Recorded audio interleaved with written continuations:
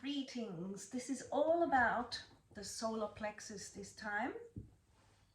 So this is just something to help you navigate feeling the sense of it and how powerful and important it is, and how ignorance towards it and ignoring it is actually just harming yourself actually. So we have to be straight about it.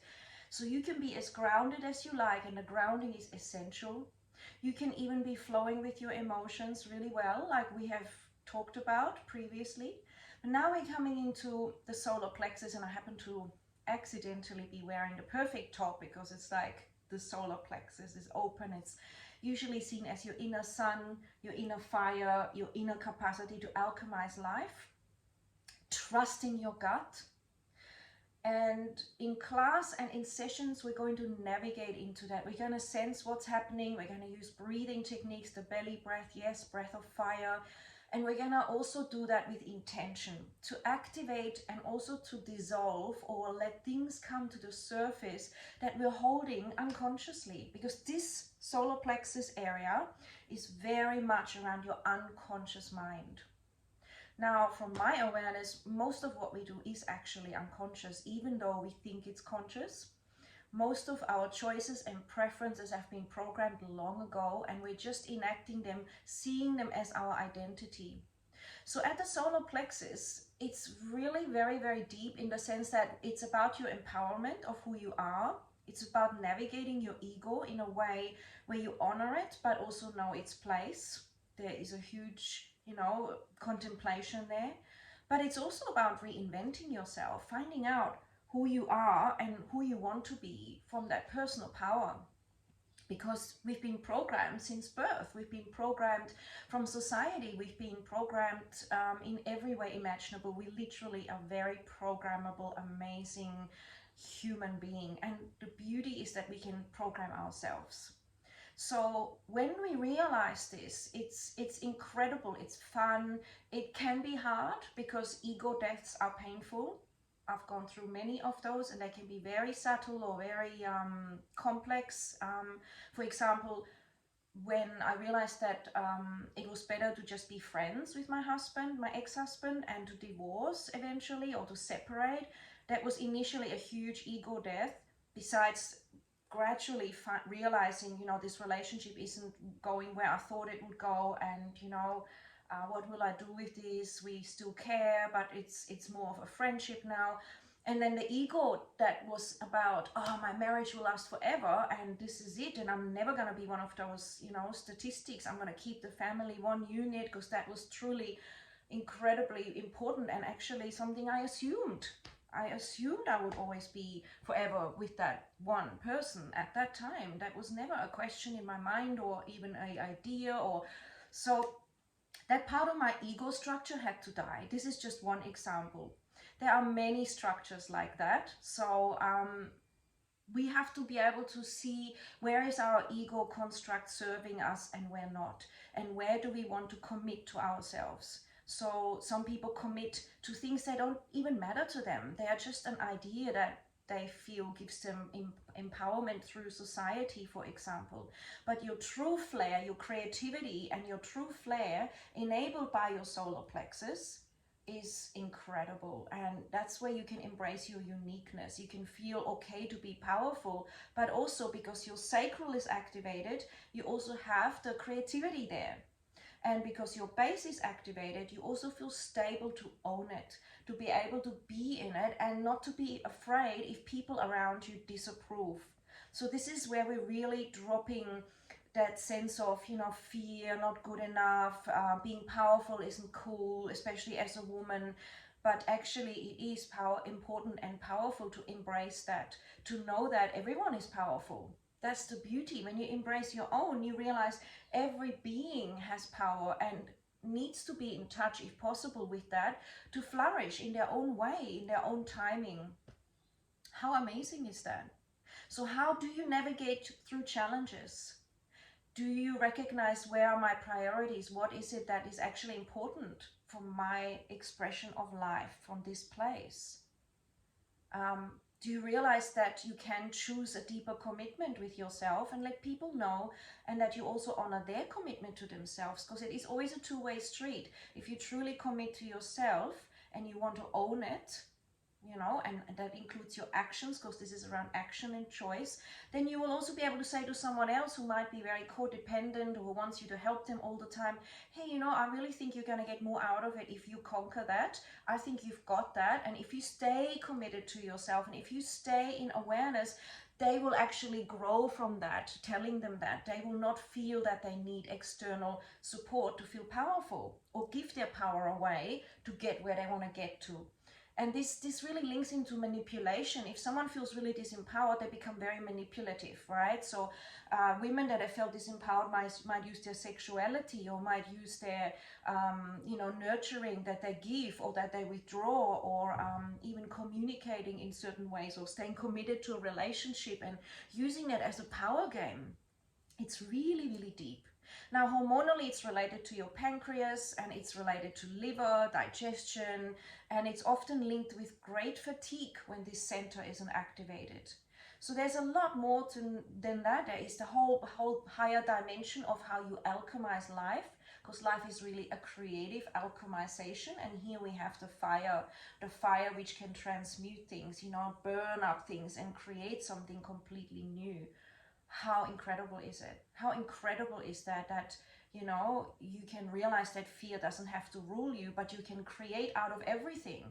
Like the phoenix that rises from the ashes. So even fear is serving to help you to transmute, right? And to commit to what is left that's important to you. What if you learn through that challenge that is now something you want to engage in? Where has this taken you? And remembering that everything that happens is an experience of learning. So asking yourself, I feel disempowered. I wonder why I chose that on a higher level. And what would I want to learn from that? And then when you tap into this, wow, by being disempowered, I recognized how awful that is and how important it is on the other side to empower myself. And to get that energy back, and also to nurture that, not to expect that it's just there, but I need to take action that commits myself to it. So if that means getting up early in the morning, or going to bed earlier at night, or cutting certain relationships, or whatever that is, right? Feel that. Allow yourself to notice what it is that empowers you truly. And it's good to sit back. The power of this one is to contemplate on it, because sometimes you'll be surprised. I work with a lot of clients, and I hear a lot of people's stories, how people, if we don't stop and we get really caught up in this fast moving life, we kind of feel that, oh, I thought that was empowering me. I felt good. I was in that crowd, or I felt like I belonged over here. But actually you're giving your power away, because you're focusing externally on belonging and having certain, measurements of success, when you were ignoring that power to just be you, that sits here, that magnifies out and radiates. And just to really be in that, rather than feeling your personal power comes from an external place, from belonging to something. Now, being in community is important, being all those things, this is never black and white. But when it comes to your personal power, are you giving it away by trying to mold yourself to a club, to a way of, feeling you're part of something that may not be actually empowering, that may be something where you empower others, which is okay, but it's not really letting you develop your capacity now, which goes from this power point inside yourself, giving your gifts to the world, through which comes next is the heart chakra. So there will be a bridge between this into the heart. Lower chakras with all about me. It's more about individual identity, emotions, and all those things. And so now when we build that bridge by honoring our power, right? So if you honor the power, you're strong enough to create that bridge into your heart and make it stable. If we are disempowered and our heart is wide open and our intuition is wide open, as an example, it will not necessarily be used in a way that is honoring your purpose in this life, or your deep connection to your solar center wisdom. the sun energy within you, which is very uniquely programmed for you. So realize that there's a lot there. Everyone's journey is different. And when we're disempowered, it is a great lesson, a great learning.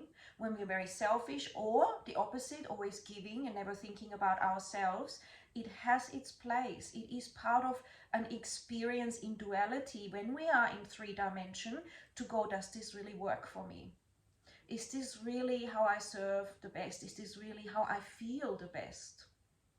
Or is it a pattern from my ancestry? Or is it a pattern from,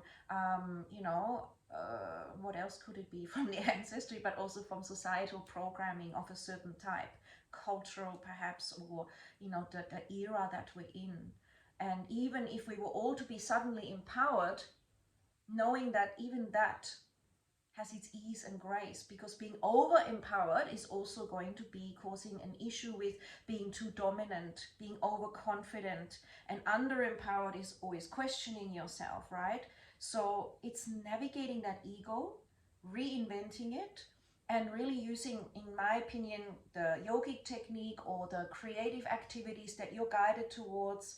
For me, it's the yoga, the meditation, recognizing the centers, having the breath works and the movement, but also trusting yourself, allowing your own alchemy, becoming familiar, and then going beyond that. So these are the basic foundations, literally.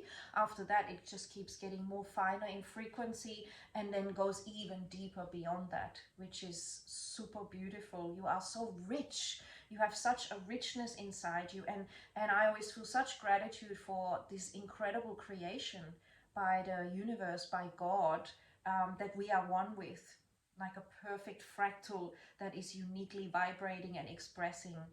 And each of us gets to enjoy this diversity and difference. So it's just profound. You have so much within you, and if you resonate, come and activate that and connect with it with ease, grace, and flow, and enjoy also the hormonal balance and the digestive balance in the case of, for example, the navel, and your capacity to feel empowered.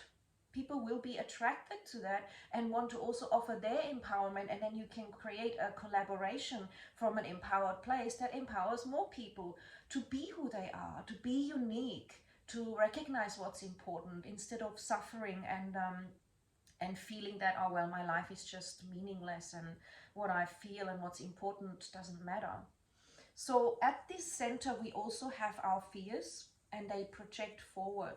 So doing this work means that we are breathing and recognizing what fears have we stored here in the gut. The more we don't shift and meet those, the more we're gonna see them around us as an invitation to release them. So when we start to recognize those fears, we can meet them, and they can naturally look like nothing. Like a rope on the ground that used to look like a snake is seen as the rope, as an example. It's a classic. There's a lot of depth in this. I'm just giving a simple summary to ignite your curiosity, connection, and the neurology that's linked with the center of consciousness, and how it is inside you, and you can navigate and recognize it, enhance it, recognize it in others, and observe what's happening.